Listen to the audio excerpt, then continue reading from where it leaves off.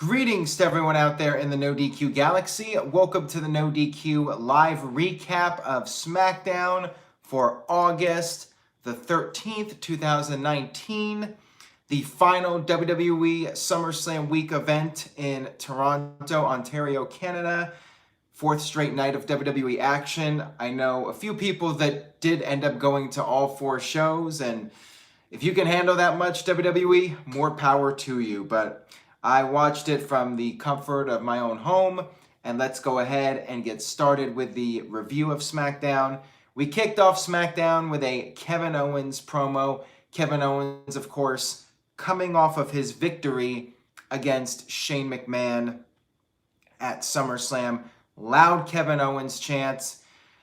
Owens talked about how Monday was the 5-year anniversary of him signing with WWE, but said that SummerSlam was a night that he will remember forever. Owens talked about how his family was at ringside and got to share the experience with him. He then did something that I thought was really cool. He put over the King of the Ring tournament big time, said he wants to win it as bad as any championship in WWE. He brought up all the greats that won the King of the Ring: Stone Cold Steve Austin, Kurt Angle, Bret Hart, Owen Hart, Edge. He did not mention Mabel, which was a good thing. Then we had the best in the world, Shane McMahon, who is still part of the storylines. Shane came out and the crowd started chanting "a-hole" at Shane McMahon. And then Shane responded by saying, "No need to be calling Kevin Owens by that." Then Shane McMahon started showing a still from SummerSlam where KO gave him a low blow. At this point, the crowd started chanting, "You deserve it." Owens said that he stood up for what he believes in and he will do whatever it takes to win, and that's what a man does. Shane said Owens is not a man and will always be known as a cheater. Shane then showed additional footage from SummerSlam of Elias, who was the enforcer for the match, being attacked by Kevin Owens. And Shane noted that since Elias was an official WWE referee, even though he was the enforcer, he was wearing the official WWE referee jersey. Shane said that Owens will be fined $100,000. Owens responded by asking Shane to reconsider. He was getting really upset. He said he has a family, and for some people that's nothing, but for him that pays for his college, for his kids' college, and that sort of thing. Shane McMahon responded as far as reconsidering. His answer was nope. And then Shane McMahon walked off. Backstage, we had Kevin Owens confronting Shane McMahon. Shane said that he will sue Owens if Owens gets out of line. And then Owens was like, well, let's make it $105,000, and proceeded to throw a stool at the monitor. I liked part of this segment, but at the same time, I think back to like the NWO. Some of you may remember that storyline where Kevin Nash was being fined all these amounts of money and he just laughed it off. And that made Kevin Nash cool when he did that. He was a rebel. Kevin Owens getting really upset, and I don't know, like, I get it. Like, he's the common man type of gimmick that he's doing, but like the fact that he would be so upset about that. I mean, the guy's been in WWE for 5 years, so you would think that this guy has been making hundreds of thousands of dollars for the past 5 years, and why would $100,000 really faze him all that much? I don't know. Like, him just getting all butthurt and upset about it and letting Shane get to him mentally. Like, again, I'm not a big fan how WWE books their baby faces sometimes, and I think that this made Owens look a little bit like a pansy, in my opinion. So, yeah, I had mixed feelings about this opening segment. Shout out to Michael Heiss, who's having a procedure done. Best wishes to him in the chat room. And also, I would like to give a shout out to Jorge, I believe that's the pronunciation. He is the current No DQ Super Chat champion heading into tonight's live stream. So good luck, Jorge. We'll see how long you can hold on to that championship. And I would also like to plug the NoDQ.com hat, which is available over at NoDQ.com/shirts, along with a lot of NoDQ merchandise, t-shirts, hoodies, and various other items. Head over there to NoDQ.com/shirts. Pick up a hat, show your support for the website. Again, let me show off the design of the hat. I really like it. I think this hat was very well made. Thank you, Teespring, for making these hats and t-shirts and all this good stuff. All right, so moving on here, we had the first match of the evening, which was Charlotte versus Ember Moon. No entrance for Ember, so you know what this means. It was a fairly lengthy match. I had a hard time getting invested in it because, well, I wasn't expecting Ember to have a snowball's chance in hell of winning. And of course, she did not win. Ember taps out to Charlotte Flair, which is fine, you know, for Charlotte's sake, because she beat Trish Stratus at SummerSlam, and you should be building her up for Bayley. But at the same time, sucks to be Ember, and yeah, now I wonder if she'll even appear on television after this. I felt Ember had so much potential, and WWE is just wasting it away. So, yeah, that kind of sucked for her. Psycho Jet Black with a $5 super chat. So, congratulations, Psycho Jet Black. You're the brand new No DQ Super Chat Hardcore 24/7 European Champion of the No DQ Galaxy.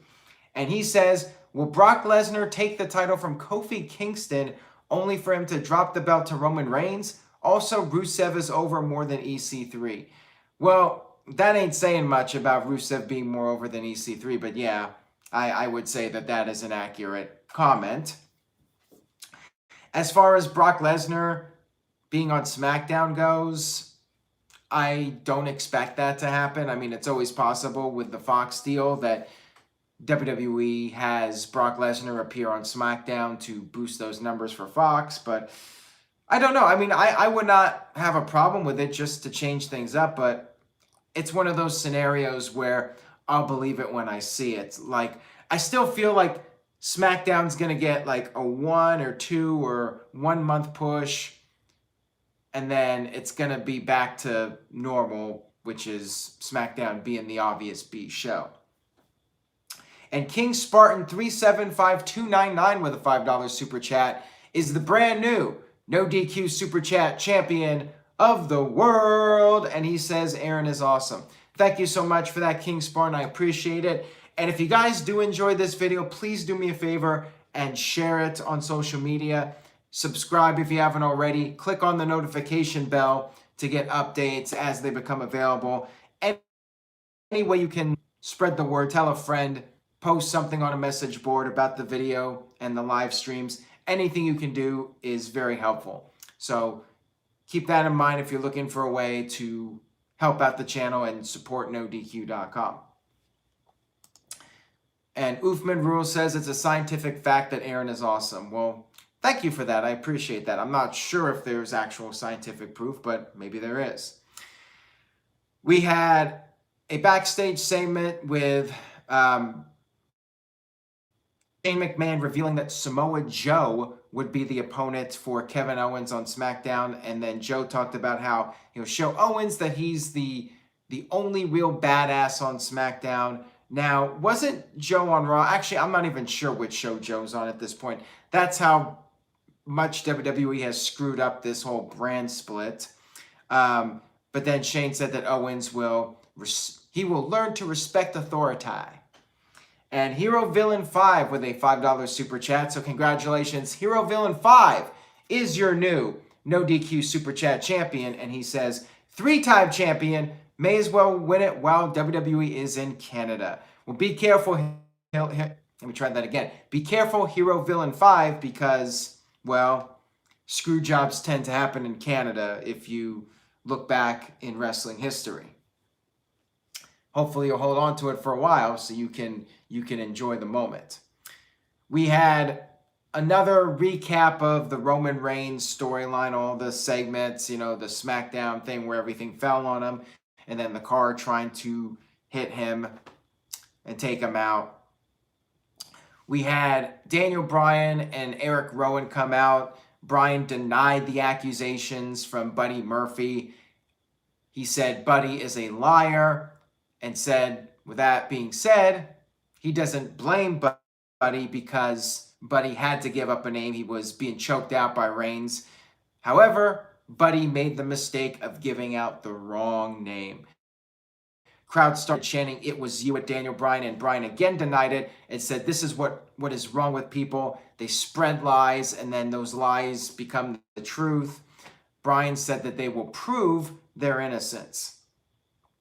Mike B, my man Mike B with a $5 super chat. He says, proven fact that NoDQ and the NoDQ Galaxy are awesome. Yowie wowie. That is correct, Mike B. NoDQ Galaxy, at least, is very awesome.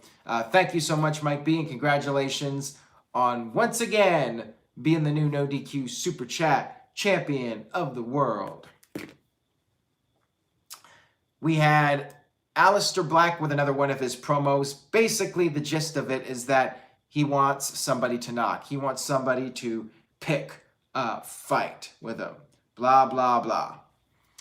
Next up, we had the big dog Roman Reigns versus Buddy Murphy. And this was a really good match. These guys put on a great TV match. I'll give them credit. Both guys worked really hard. Murphy had a very good showing here. He was a very game Buddy Murphy. But I did not get into this as much as the internet did. And I'll tell you why. People are saying this made Buddy Murphy. I'll believe it when I see it. This is the problem. A couple of issues. First of all, I'm not convinced that Buddy Murphy is going to get an extended push. So, yeah, they made him look good for 1 week, the fact that he could hang with Roman Reigns. The other problem I had is just the general idea that I never was convinced Roman was losing this match. It's basically John Cena all over again. I watch a Roman Reigns match, and I know he ain't losing clean. He's only losing if there's outside interference. So when Buddy Murphy hits all these big moves, I personally don't buy into the near falls. Now, the crowd did. A lot of people on the internet did. So it worked to some degree. So that's a testament to the performances of the guys in the ring. They did very well. And for one night, Buddy Murphy looked good. Will WWE follow up on it? I'm not going to hold my breath on it. But for what it was, this was a really good match. I love the finish with the spear. Buddy basically turned himself inside out. Looked really good. Roman Reigns picked up the win, and Buddy Murphy did get some near falls. But again, I didn't buy into them because as a viewer, I've been conditioned to believe Roman doesn't lose. He's like John Cena. He's like Hulk Hogan. He only loses when there's a screw job, when somebody interferes. Caitlin in the house. How's it going, Caitlin? Thanks for tuning in. Hoof-Hearted with a $5 super chat says, Fox will not be okay with SmackDown being treated like a B show. They will cancel the show faster than EC3 lost his push. Man, EC3 is just like the butt end of all the jokes right now. I feel bad for EC3. Congratulations to Hoof-Hearted for being the new NoDQ super chat champion for like the 50th time or whatever it's been. And he's up there. Hoof-Hearted or Hank Schrader on the shitter. The two of them, I think, are battling not just for the Super Chat Championship, but also to be the best username in NoDQ history. Which one do you guys prefer, Hoof-Hearted or Hank Schrader on the shitter? Let me know in the chat room. What is the best username in the NoDQ Galaxy? I gotta know. Sucka's gots to know.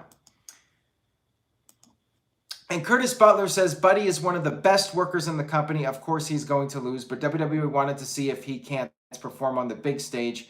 And then he said, don't be King Downer. Again, I'm trying not to be King Downer. And yeah, he had a great match. And I wasn't surprised that they could have a really good match because I know what Buddy Murphy can do. Obviously, he's been very impressive on 205 Live. And Roman Reigns, despite what people say about the guy, he can go. And he's in his spot for a reason. So you put those two guys in there. I expected them to have a really solid match, and they did.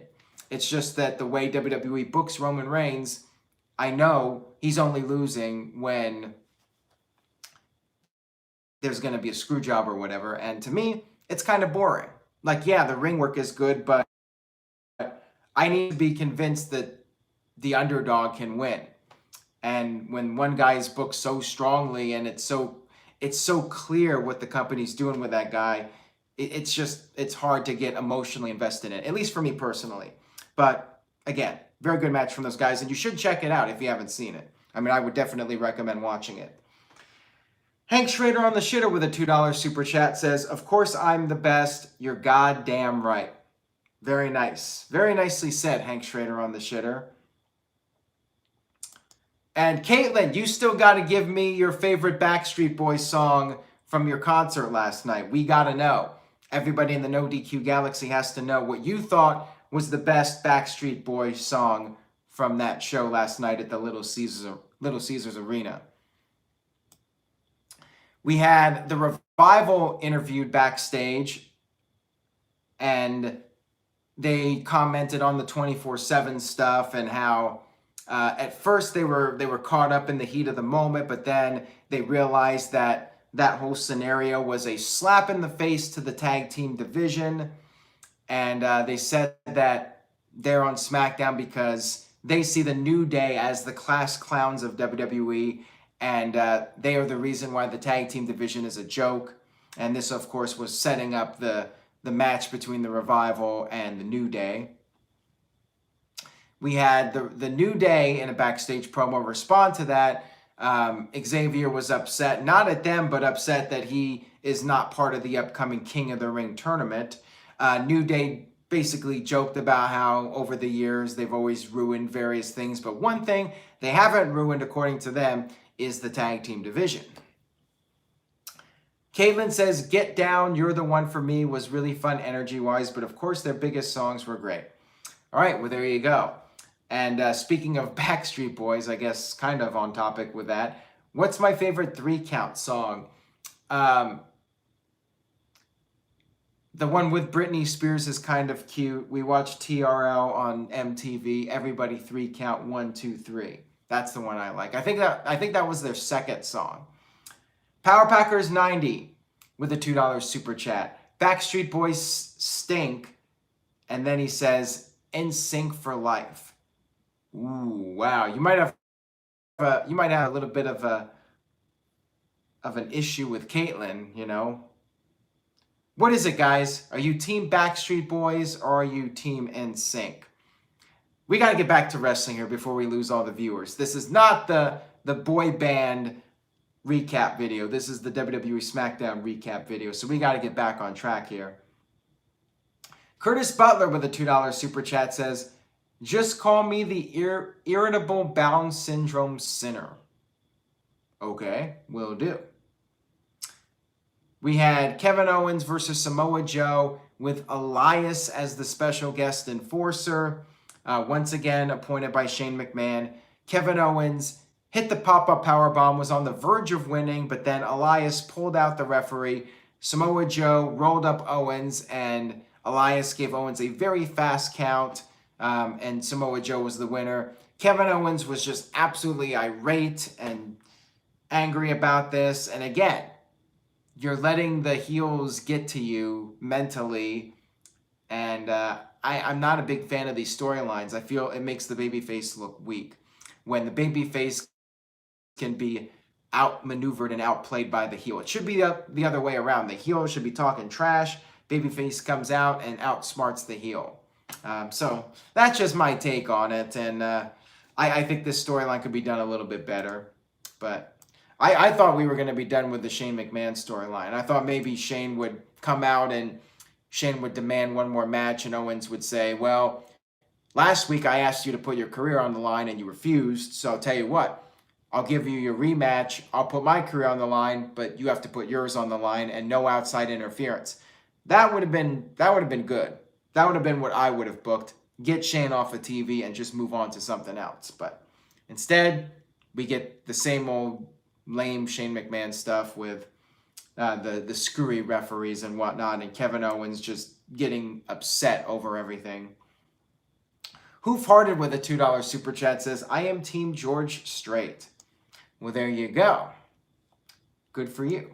And thank you for the super chat. We had Daniel Bryan and Eric Rowan confront Buddy Murphy backstage. And this might have been, I think this was my favorite part of the show.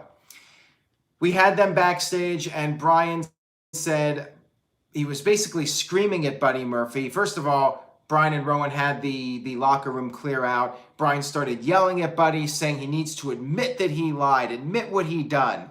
Buddy was just basically blowing him off and smirking, and that's when Eric Rowan attacked him, and he said, okay, and then Bryan's like, okay is not good enough. I need to hear the words from you. You need to say it.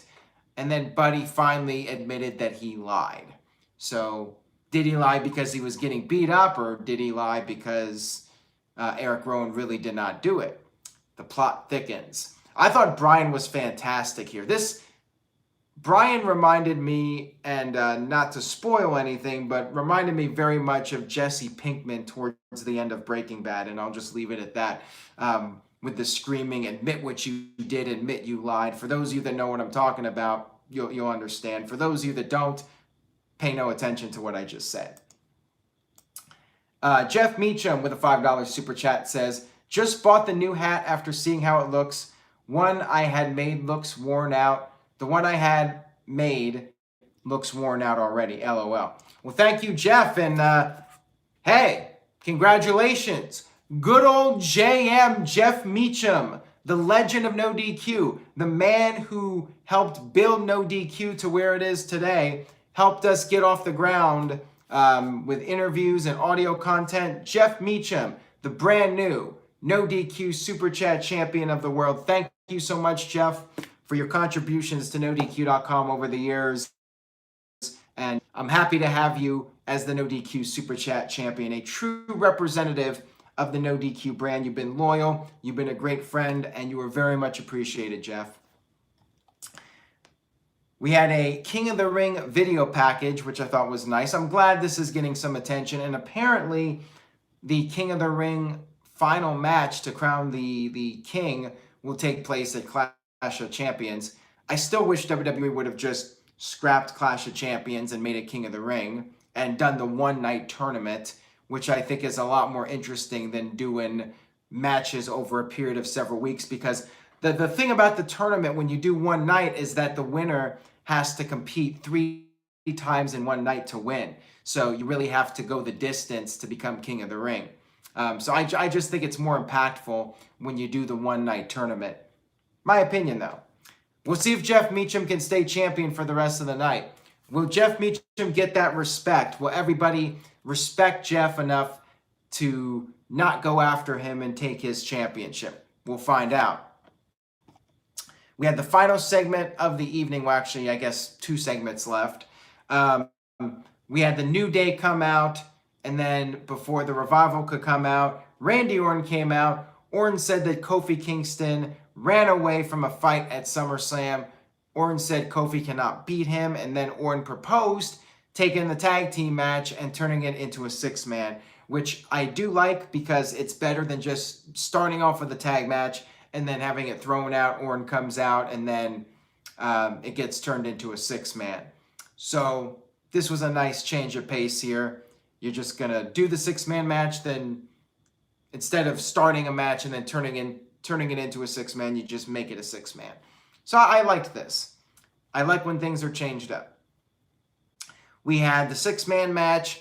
Revival, after being part of that 24/7 segment on Raw, they actually won this match. Shatter Machine to Xavier Woods, and Revival beats the SmackDown Tag Team Champions. Kofi Kingston made the save after a post-match beatdown by the Revival on the New Day. But then Randy Orton came in, hit the RKO out of nowhere. Crowd chanted one more time, so what a heel Randy Orton is and what a babyface Kofi Kingston is. And then Randy Orton proceeded to hit an RKO on all 3 members of the New Day. All 3 of them got laid out, and Randy Orton stood tall. Hoof-Hearted, That SOB Hoof-Hearted. Poor good old JM. He had his run, but now it's over. Hoof-Hearted says, I just hope they push the winner hard and not just give them some stupid gimmick where they're a king and they bury them. I mean, that's a very valid point, Hoof-Hearted, and I'm sorry, good old JM, Jeff Meacham, but you have now been dethroned by Hoof-Hearted. It was a nice run while it lasted, Jeff. Sorry to say, Hoof-Hearted is the new champion. We had the final segment of the evening with Roman Reigns confronting Daniel Bryan and Daniel Bryan demanded an apology from Roman Reigns. Roman was not giving it. And then Bryan said, well, you know what? Him and Rowan have some information. They know who attacked Roman Reigns. And next week, we will find out who the attackers are. So I like this cliffhanger. The issue I have here right now is that we had several weeks of Daniel Bryan teasing an announcement, like something career-altering. We had several weeks of Bryan being teased that he was going to say something, and it never happened. So now we're supposed to believe that next week there's going to be a reveal. Yeah, I mean, it's like, I feel like it's going to be another bait and switch, and there's not going to be a big advancement in the storyline next week. I mean, maybe there will be. Maybe Luke Harper shows up and he was the guy that did it. I mean, that would be cool. I would like that. But I feel like next week, Bryan's going to say, nah, or something like that. He's just going to put it off for another week, and the storyline's just going to keep dragging. So, I don't know. But, yeah, I mean, overall, I enjoyed SmackDown. I thought it was a pretty decent show. Not too bad. Not great or anything, but I enjoyed the Buddy Murphy-Roman Reigns match, and I would say check that out. Check out the end of the show with the Roman Reigns and Daniel Bryan stuff. Everything else I thought was quite skippable, though. So I will give this edition of SmackDown a B-. Again, I think I enjoyed Raw a little bit more than SmackDown. Raw's been pretty solid the last few weeks. And SmackDown, I feel like WWE's just, with the exception of the Roman Reigns storyline, kind of coasting along with SmackDown until the move to Fox.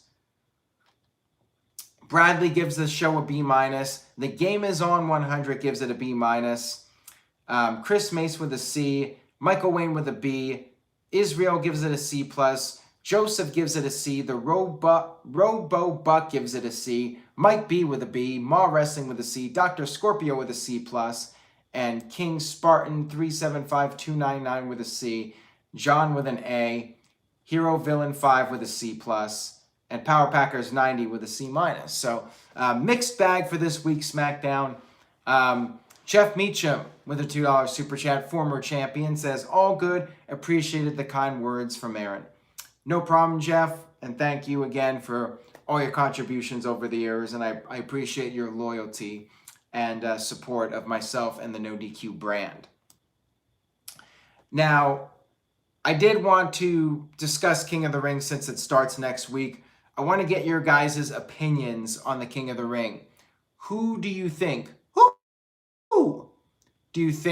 should be the King of the Ring winner if you had to pick somebody? Sam Atwood with the $2 super chat says the show was 4 out of 10. So I'm not sure if that's Sam Atwood or Bret the Hitman Hart leaving that comment. But yeah, what do you guys think about the King of the Ring? The people that were announced, who would you go with? A lot of people saying Ricochet in the chat room, and he is King Ricochet after all. Hoof-Hearted says Drew McIntyre. Harley says Baron Corbin. Oh, God. I hope it's not Baron Corbin. I mean, yeah, I think the gimmick would fit him, but feels like Wade Barrett winning all over again. I mean, if WWE is going to take this King of the Ring seriously, then I think the ship has sailed with Baron Corbin, and I think it should be somebody else. Power Packers 90 with a $2 super chat says, hey, I'm King Ring, King Corbin. Yeah, I don't know about that. I do like Andrade being King of the Ring. I mean, I think it probably should be a heel. I think that would make the most sense. But yeah, King Andrade, I think, has a nice ring to it. And You know, he can do the whole Mexican royalty thing. I would like that. Like that has a good ring to it. King Andrade and Queen Zelina Vega. So I'm digging it. I'm digging Andrade. I think he's a good choice. Just off the top of my head, I feel like he's a good choice. King Drew, I don't know. See, I feel it just fits Andrade better for some reason. But anyways, guys, thank you for tuning in. Thank you for watching and supporting the site. I appreciate you all watching. Again, if you want to support the website, subscribe, tell a friend, click on that notification button to get updates, buy a hat, buy a t-shirt, anything you can get over at NoDQ.com/shirts. And stay tuned to NoDQ.com for the very latest WWE and AEW wrestling news and rumors. Hoofhearted with a $2 super chat says, Baron Corbin needs to win a pink slip tournament. Yeah, Baron Corbin, I just don't really miss the guy. Like, I think he's talented. I think there's a place for him. But, yeah, the booking of him and just the fact that he was part of all these segments that didn't go over so well with the audience, you know, I've kind of soured on him. I'm not sure what you do with him. They kept him in that restaurant outfit for far too long. And, yeah, I don't know what you do with a guy. And I don't know if King of the Ring is necessarily the thing to reinvigorate his career. But anyways, guys, I'll be signing off here. Thank you guys so much again. And I will see you all next